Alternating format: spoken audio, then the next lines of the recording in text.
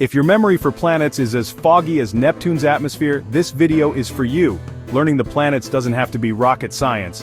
Here's a fun trick. Use a mnemonic. What's that? It's just a fancy word for a memory helper. Try this one. My very excited mother just served us noodles. The first letter of each word stands for a planet.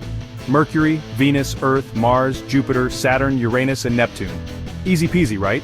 And hey, if noodles aren't your thing, mix it up. My very energetic monkey juggles strawberries using netting. Whatever works for you. Still not sticking? How about a song?